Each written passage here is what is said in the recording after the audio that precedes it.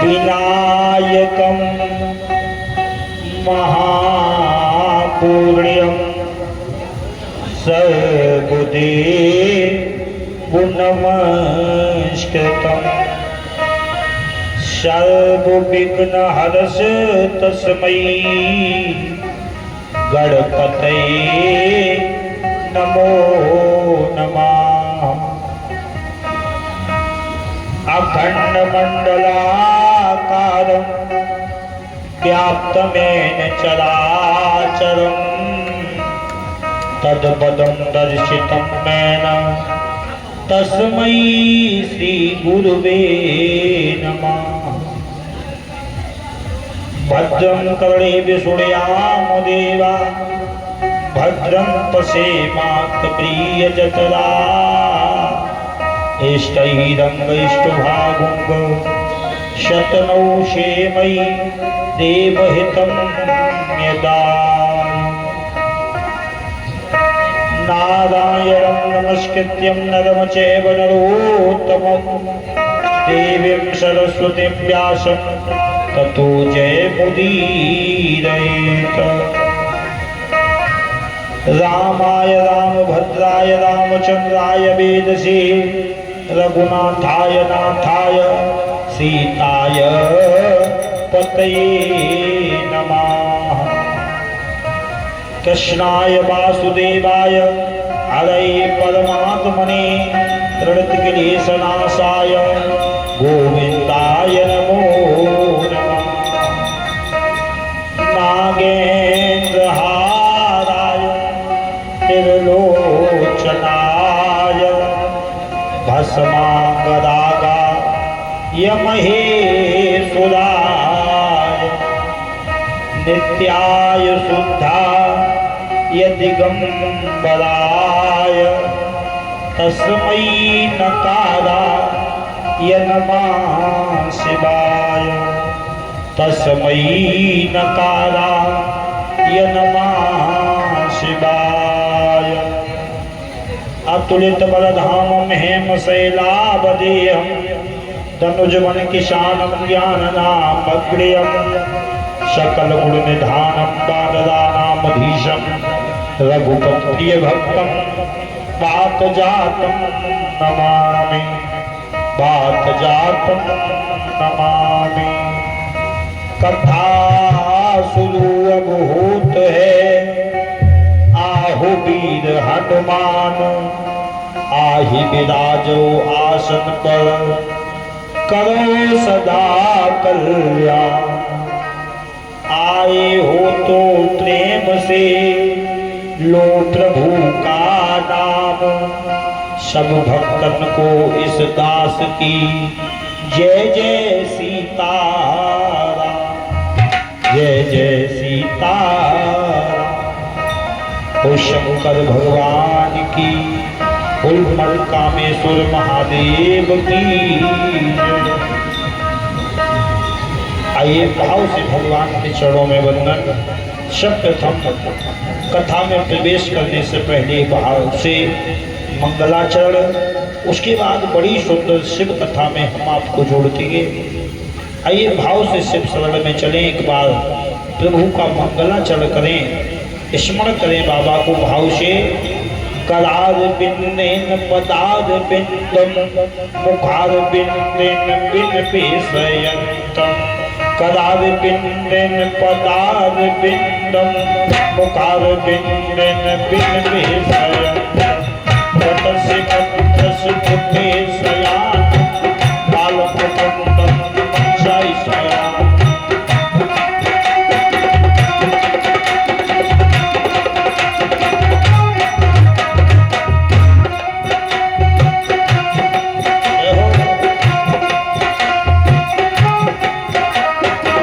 गोपाल बालम भुवने कपालम संसार माया मोह मत जाल यशो विशालम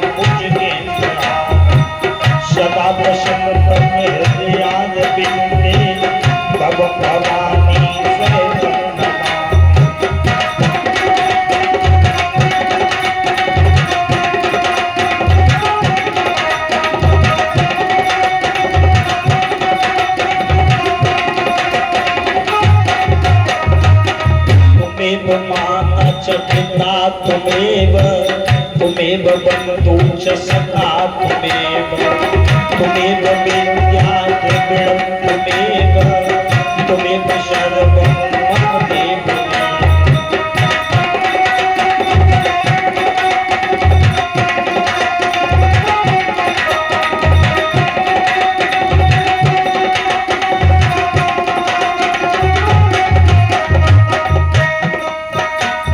सच्चिदानंद रूपाय विशुद्धपत्याग्रहे तद्वितात्मने विकासा श्री कृष्णाय वयं नमः।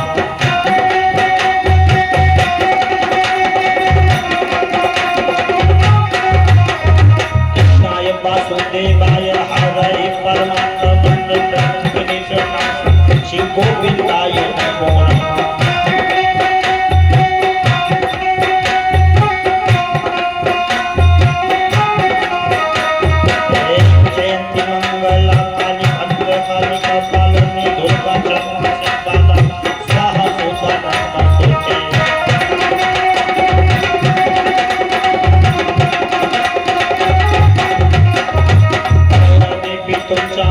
जय भूतात्म आवड़ी जय सर्वगते काल रात्रि नमस्ते।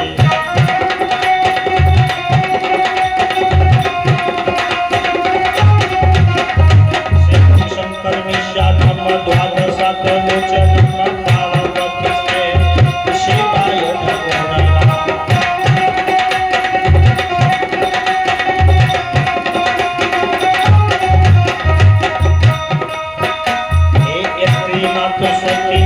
गोरखनाथ सोमनाथ नाथनाथ के नाथ काशी विश्वनाथाय नमः।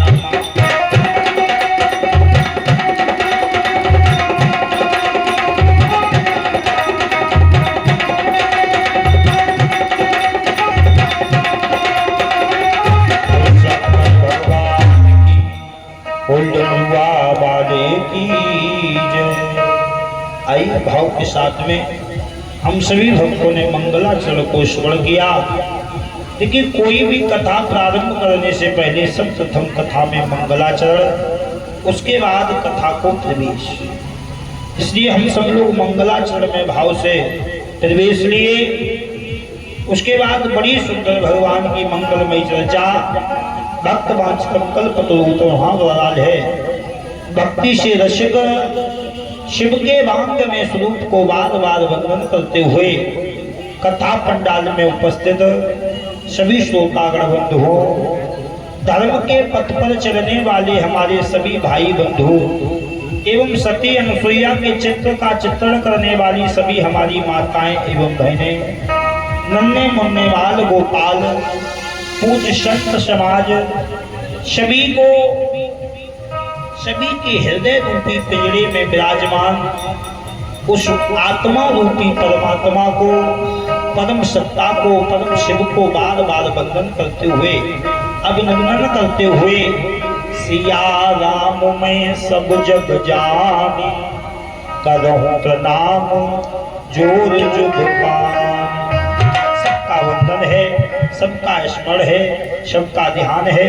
आइए एक बार भाव से भगवान की कथा में प्रवेश करने से पहले बाबा को याद करें। बाबा का मंत्र नमः शिवाय, ओम नमः शिवाय, ओम नमः शिवाय, ओम नमः शिवाय, ओम नमः शिवाय, ओम नमः शिवाय, ओम नमः शिवाय, ओम नमः शिवाय, ओम नमः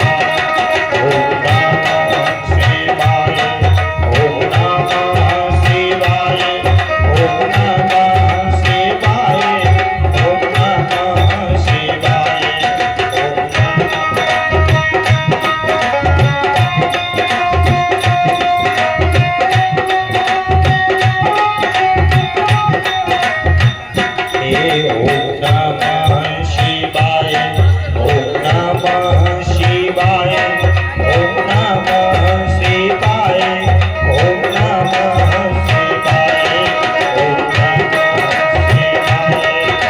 शिवाय।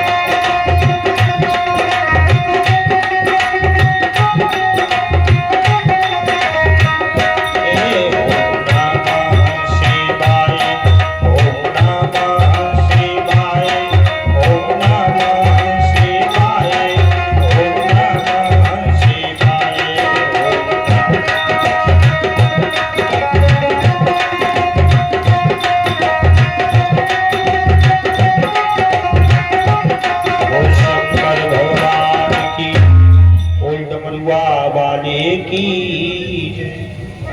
जाइए मेरे भाई बहन, सभी लोग भाव से शिव कथा में हम सब लोग चले, आनंद के साथ में बाबा के चरणों में हाजिरी लगाएं।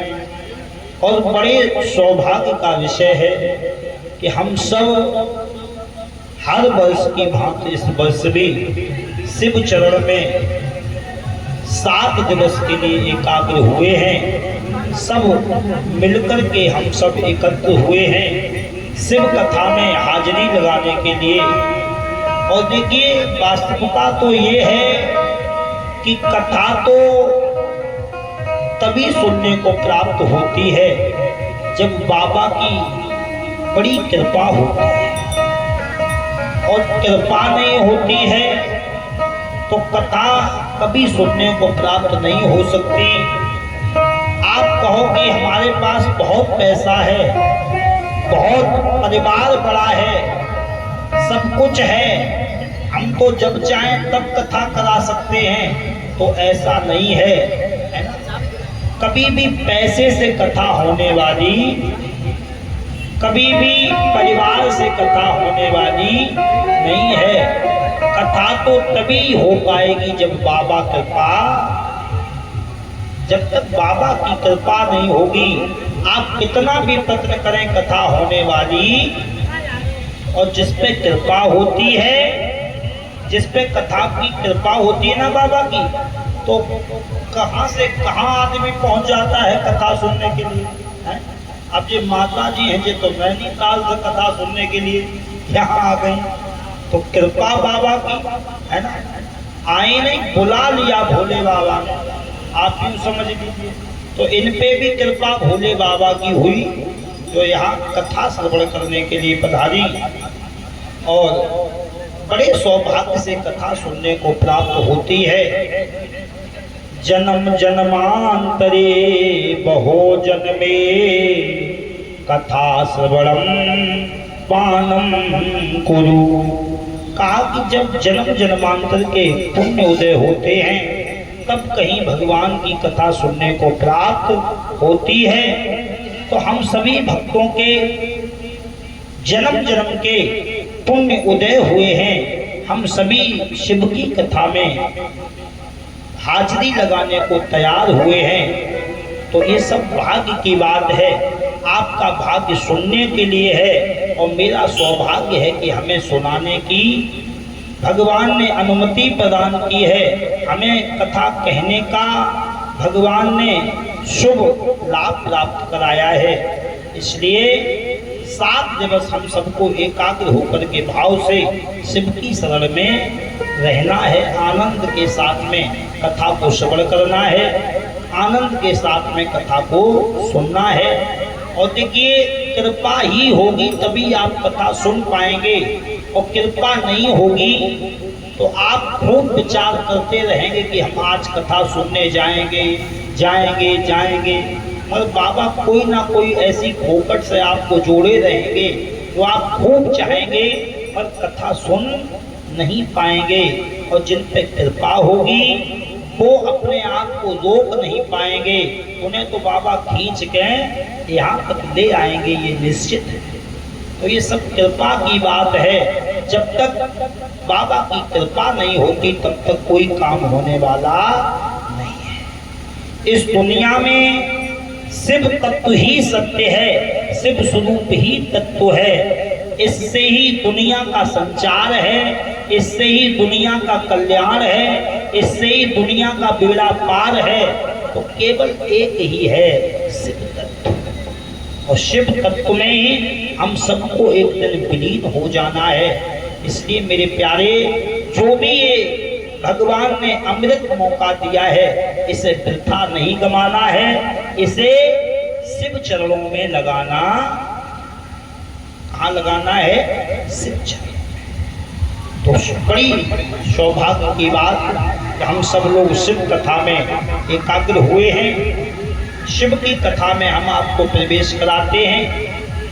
कथा शिव की कहाँ से प्रारंभ हुई?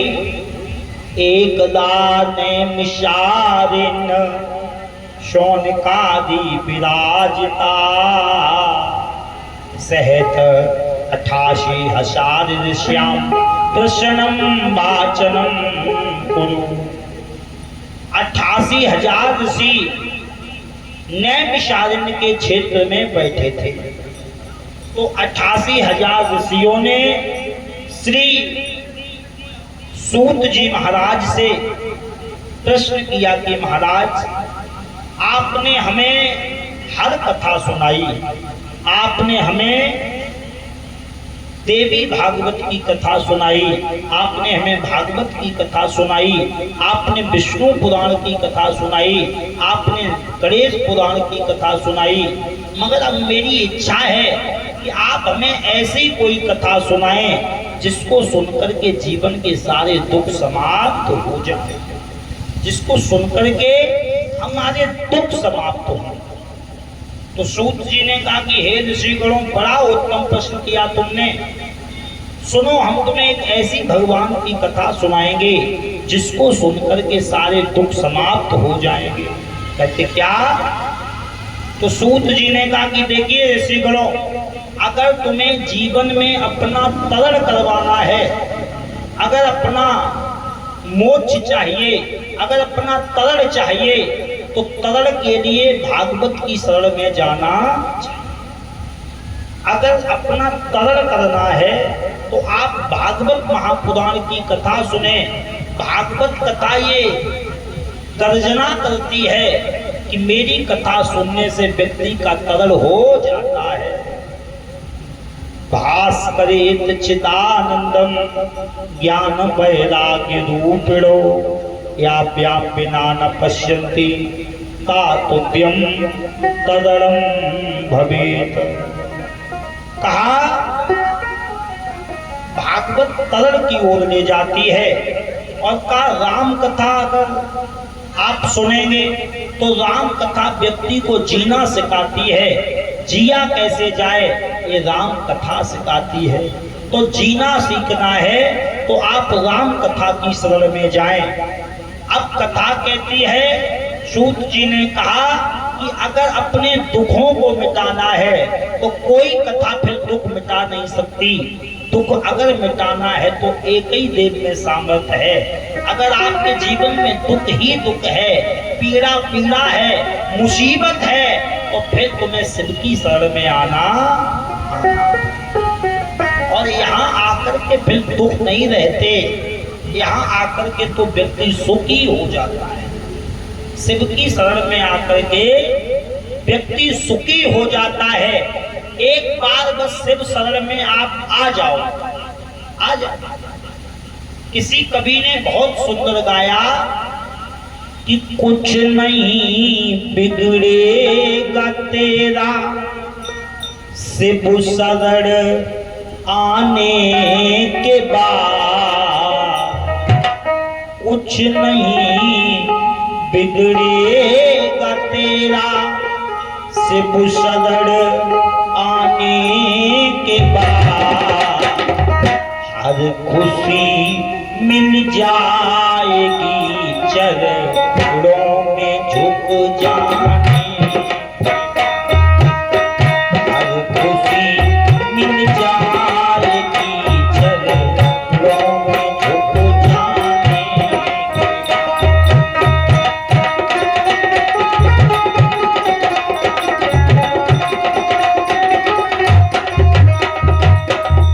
कुछ नहीं बिगड़ेगा तेरा शिव शरण आने के बाद। कुछ नहीं बिगड़ेगा तेरा शिव शरण आने के बाद। हर खुशी मिल जाएगी चरणों में झुक जाने के बाद।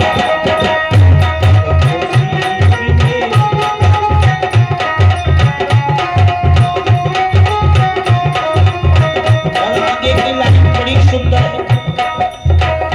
एक कर काली घटा को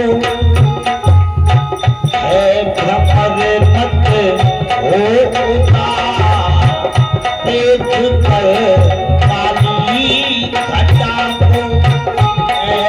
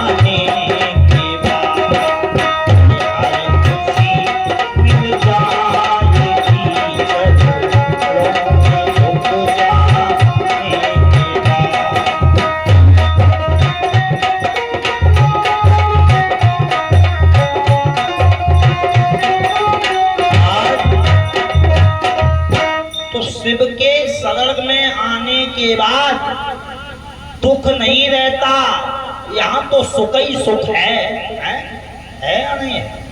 आप कितने भी घर से दुखी हो और शिव शरण में आ जाओ, और प्रैक्टिकल कही हुई बात है, घर से दिमाग खराब हो और आप शंकर के मंदिर में शिव स्थान पर बैठ जाओ जाकर के, है ना? आप घर से परेशान हो और मन ना लगे तो आप यहाँ चले आना, और यहाँ पर जैसे ही आप आएंगे तो घर की चिंता भूल जाएंगे। बाबा का ऐसा करिश्मा है, कहाँ सुख ही सुख। तो सूत जी ने कहा कि हे सोनकादिक ऋषियों, अगर दुख मिटाने हैं तो तुम सबको शिव शरण में चलना पड़ेगा, क्योंकि डमरू वाले दुखों को मिटाते हैं। और इन्हें पता क्या कहा जाता है? भोले बाबा के लिए लिखा गया है, आशुतोष तुम अब डरदानी, आरत हरो दीन जन जान। बाबा आरती का हरण, आरत का हरण करते हैं बाबा। इसलिए शिव शरण में आने के बाद दुख मिट जाते हैं। सूत जी ने जब इतना बताया तो सोनकादिक ऋषियों ने कहा कि आप शिव की कथा हमें सुनाने के लिए कह रहे हैं, कहते इस कथा से दुख मिटते हैं, तो बाबा हमें ये बताओ किसके दुखों को मिटाया बाबा ने? बाबा की कथा को सुनकर किसी के दुख मिटे हैं या नहीं मिटे? तो सूत जी ने कहा कि हे सोनकादिक ऋषियों, बड़ी सुंदर कथा है कि शिव कथा को सुनकर के किसके दुख मिटे। कहते किसके दुख मिटे? कहते बड़ी सुंदर कथा, श्रवण करो। किरातस्य नगर सेदा देवराज ब्राह्मण यदा। कहते किरातों के नगर में एक देवराज ब्राह्मण रहता था। बड़ी सुंदर कथा, ध्यान से सुनिएगा। किरातों के नगर में एक देवराज ब्राह्मण रहता था। तो देवराज ब्राह्मण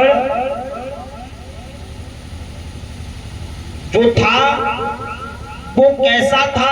देखिए, ब्राह्मण को चाहिए कि ब्राह्मण के अंदर 6 कर्म होने चाहिए। ब्राह्मण को क्या चाहिए कि उसके अंदर कुछ हो ना हो, 6 कर्म तो हो। क्या? एक तो ब्राह्मण का कर्म है कि ब्राह्मण को ये चाहिए कि दान ले और दान दे भी। दान लेना भी चाहिए और दान देना भी चाहिए। दूसरा, यज्ञ करे भी और दूसरे के यहाँ करवाए, अपने यहाँ भी करे और दूसरे के यहाँ भी करना चाहिए। और तीसरा, वेद पढ़ना चाहिए और वेद पढ़ाना भी, विद्या पढ़े और विद्या पढ़ाए भी। ये ब्राह्मण का कर्म है। मगर देवराज ब्राह्मण का क्या कर्म है? देवराज ब्राह्मण जो है वो सुबह से शाम तक झूठ के अलावा कुछ भी नहीं करता है, पूरे दिन झूठ ही बोलता है। तो मेरे भाई बहन पूरे दिन झूठ बोलते हैं, और जबकि चाहिए कि पुजारी हो, ब्राह्मण हो, संत हो, गुरु हो, इन्हें कम से कम झूठ बोलना। मगर देवराज पूरे दिन रस बेचने का काम करता है और पूरे दिन दूसरों को ठगता है, अपनी बातों में फंसा करके किसी से कभी भी सत्य नहीं बोलता, बस केवल ठगई का काम करता है। ऐसा उसका काम है। सब दुखी हैं, घर वाले भी परेशान हो गए। ना नहाता है, ना स्नान करता है, ना संध्या करता है, ना पूजा पाठ, कुछ भी नहीं है उसके अंदर, केवल दूसरों को ठगने का काम करता। एक दिन हुआ क्या? एक दिन देवराज ब्राह्मण स्नान करने एक सरोवर में गया।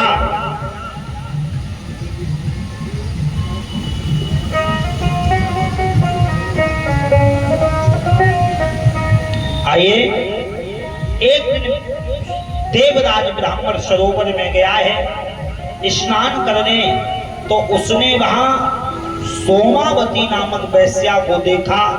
वैश्या बड़ी सुंदर थी। देवराज ब्राह्मण का उस पर मन लालायित हो गया और देवराज ब्राह्मण उसे पैसे देकर के अपने साथ में ले आया। कहा कि तुझसे विवाह करेंगे।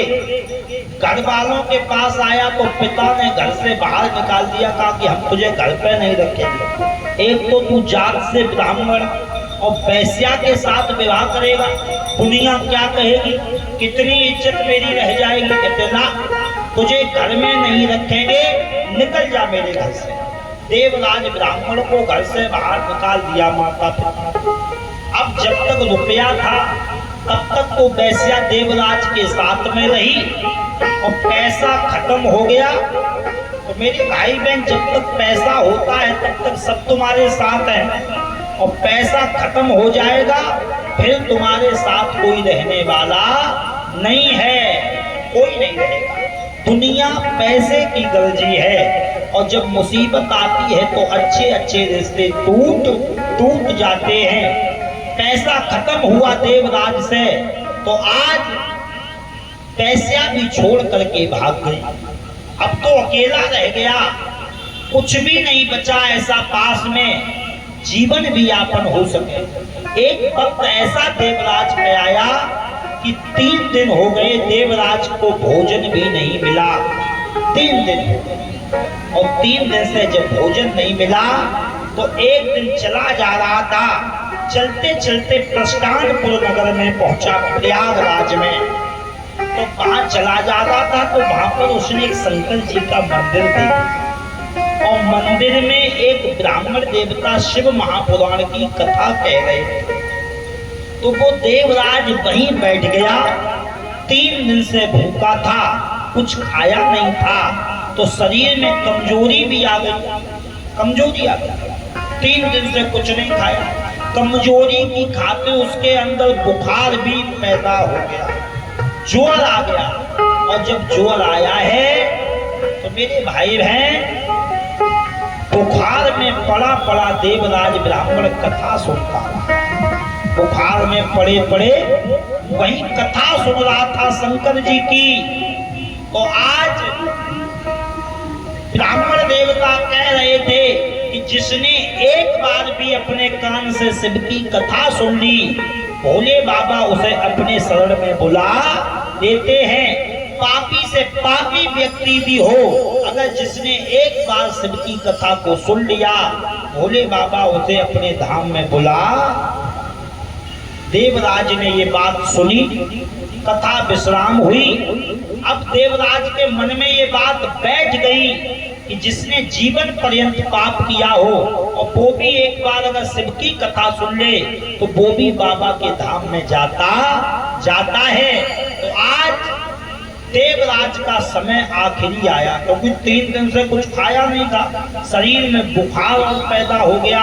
तो देवराज ब्राह्मण का समय नजदीक आ गया, शरीर टूटने लगा, पीड़ा सताने लगी, लगना लगा कि अब बचेंगे नहीं। तो देवराज को लेने के लिए यमराज के दूत आए, आकर के देवराज में जंजीर डाल दी है और जंजीर लगा करके झटका देकर खींचने लगे। तो देवराज ने विचार किया कि मैंने सुना है कि जीवन पर्यंत जिसने भी पाप किया हो और एक बार शिव शरण में चला जाता है तो बाबा उसका उद्धार कर देते हैं।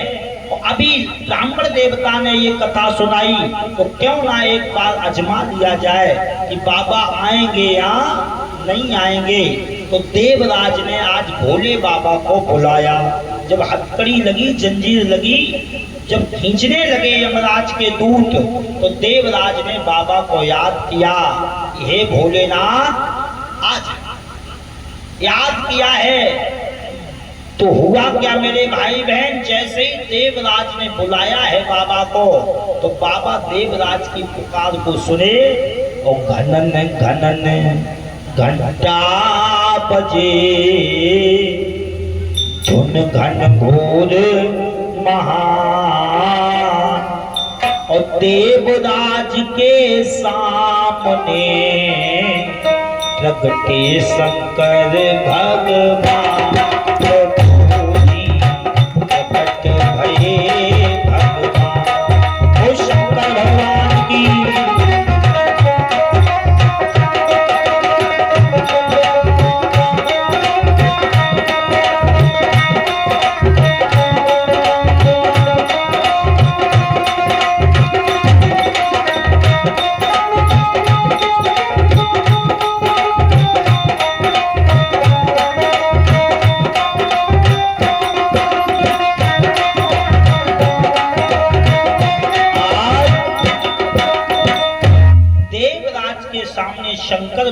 प्रकट हो गए। देवराज ने कहा कि शंकर भगवान ने देखा है देवराज को, यमराज के दूतों से कहा छोड़ दो इसको। दूतों ने कहा बाबा इसने तो जीवन पर्यंत पाप किया, दूसरों को ठगा है, और फिर आप इसे क्यों छुड़ा रहे हैं? बाबा ने कहा बेशक इसने जीवन पर्यंत पाप किए हैं, दूसरों को ठगा है, चोरी की है, कुछ भी इसने किया है, मगर इसने अंत समय में मेरा नाम लिया है। और बाबा कहते हैं कि आप कुछ भी करिए, मगर एक बार कभी ना कभी शिव का नाम तो लो, एक बार शिव से क्षमा तो मांगो कि हमसे ये गलती हो गई है, तो बाबा आपकी जरूर सुनेंगे। देवराज ने जीवन पर्यंत पाप किया और फिर भी अंत समय में उसने शिव की कथा कानों से सुनी, तो बाबा ने कहा कि अब ये यमराज के धाम में नहीं जाएगा, ये तो मेरे धाम में आएगा। और बाबा ने देवराज को हृदय से लगा लिया और बाबा देवराज को लेकर के सीधे कैलाश पर्वत पर पहुंच गए हैं। कोई डमरुआ वाले की। और बाबा ने देवराज को अपना गढ़ बना दिया ताकि तुम यहीं रहो और हमारे साथ रह कर के जीवन यापन करो और मस्त कैलाश पर्वत पर रहो। बस भोले बाबा ने उसे अपनी भक्ति प्रदान कर दी है। तो मेरे प्यारे, मेरे कहने का तात्पर्य ये है कि आप जीवन पर्यंत अगर पाप भी आपने किए हैं और पंडाल में बैठ करके एक बार भी शिव की कथा सुन ली तो भी कल्याण हो जाएगा।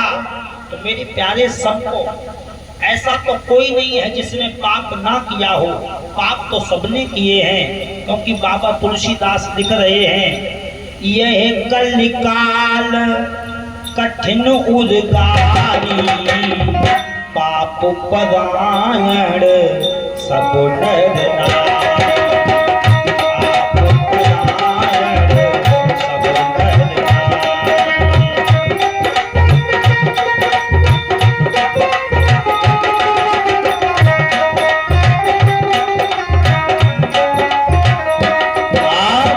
कहा कि ये कलिकाल कठिन उद्गारी, पाप परायण सब नर नारी। तो ऐसा कोई नहीं जिसने पाप नहीं किया है, पाप तो सबने किया है, कोई ना कोई तो पाप हुआ है। और अगर पाप किया है तो इन पापों को अगर मिटाना है तो सबको शिव की शरण में आना पड़ेगा। हम सब लोग शिव शरण में पधारें। और आज की महात्मा की कथा, प्रथम दिवस की हाजिरी, देवराज के ब्राह्मण की कथा हमने आपको सुनाई है और आज की कथा पर यही विश्राम है। और इससे आगे कल कथा सुनाई जाएगी 2 बजे से 6 बजे तक। आप सभी लोग समय से पधारने का कष्ट करें और 7 दिन बाबा की शरण में आनंद लें और बहुत आनंद आएगा। आप श्रद्धा से, भाव से श्रवण करें। और मैंने बताया है आप वही पाएगा जिसके बाबा की कृपा होगी, क्योंकि कृपा के बिना कोई भी काम बनता नहीं है।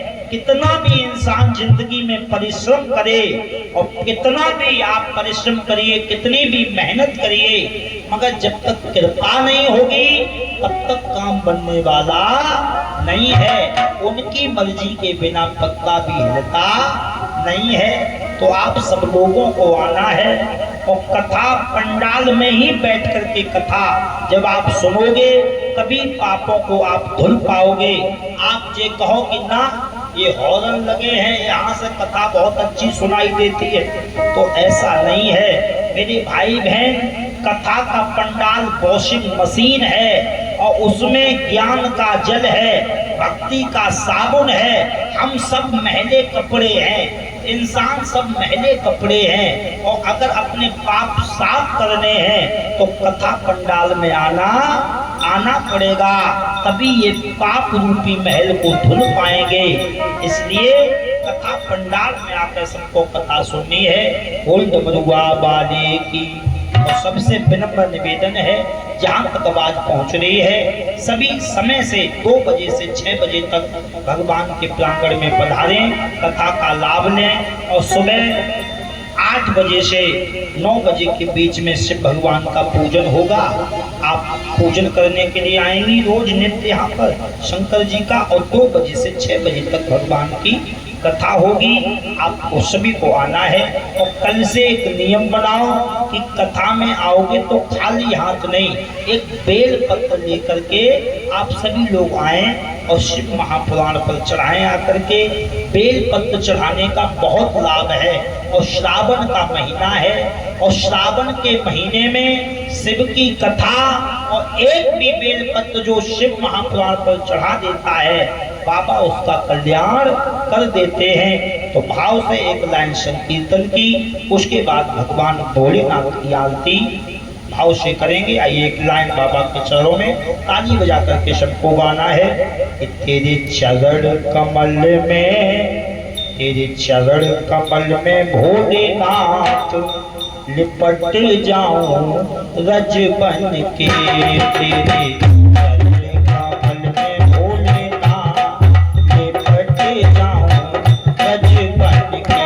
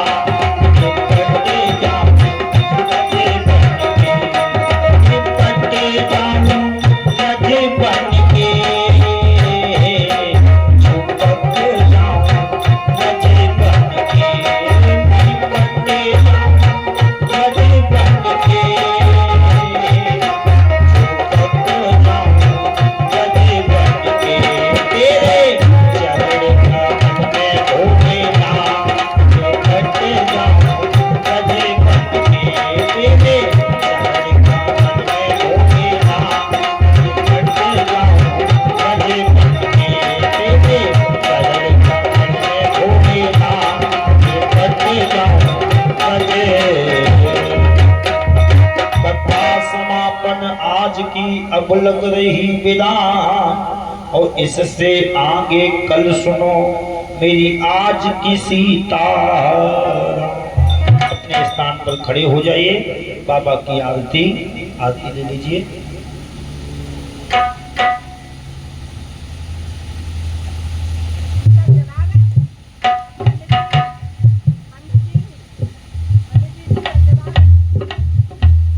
आरती हो जाए उसके बाद खड़े हो जाए। ओम चंद्र महामनसो जात सूर्य हो जाए ताप सोता द्वास्पर्श मुखादग्नि जायते। ओ करे भोले बाबा हम सब आरती तुम्हारी, करे भोले बाबा हम सब आरती तुम्हारी। दया कीजिए हमें दया के भिखारी। करें भोले बाबा हम सब आरती तुम्हारी, दया कीजिए हमें दया के भिखारी।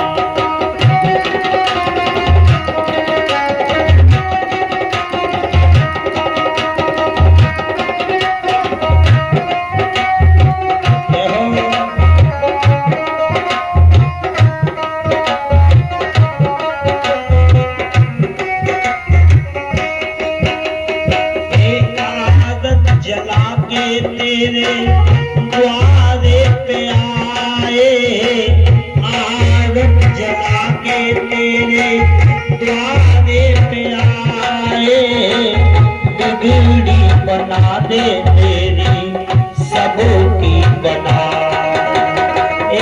आग जला के तेरे द्वारे पे आए, बिगड़ी बना दे मेरी सबकी बना।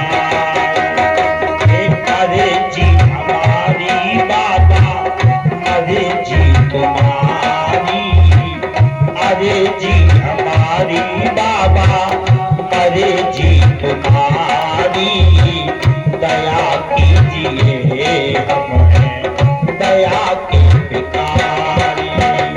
करें भोले बाबा हम सब आरती तुम्हारी, दया कीजिए हमें दया के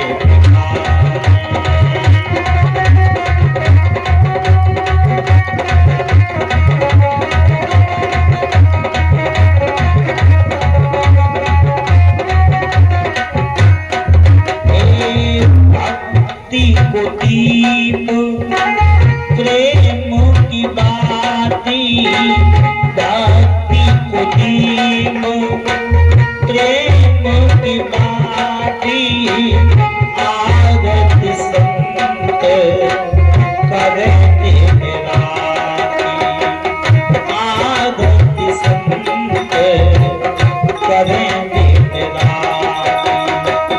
भाव के समेत तेरी आरती उतारी, भाव के समेत तेरी आरती उतारी, दया कीजिए हमें दया के भिखारी।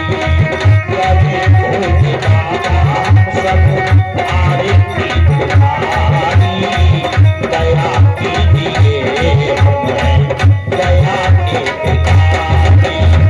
भोले बोलो करुणा पुकारम, संसार सारम तुझ लेते हाथ, सदा बसंत में ध्यान बिंदे, भगत भवानी शरण तुमेव माता च पिता तुमेव, तुमेव बंधु च सखा तुमेव, तुमेव विद्या च वरं तुमेव, तुमेव शरणं तुमेव देव। हरे राम राम राम हरे हरे, हरे कृष्ण कृष्ण कृष्ण हरे हरे, हरे राम राम राम हरे हरे, हरे कृष्ण कृष्ण कृष्ण हरे हरे। बोल शंकर भगवान की, बोल डमरुआ वाले की जय, बोल पार्वती मैया की जय, सीताराम सरकार की जय, हनुमान जी महाराज की, कमा देवी मैया की, सच्चे दरबार की, सब देवन की, सब संतन की, सब भक्तन की, अपने अपने माता पिता की, अपने अपने कुल देवता की। ओम नमः पार्वती पते, हर हर महादेव। जय जय श्री सीताराम। आरती को शीतल कर दो, उसके बाद में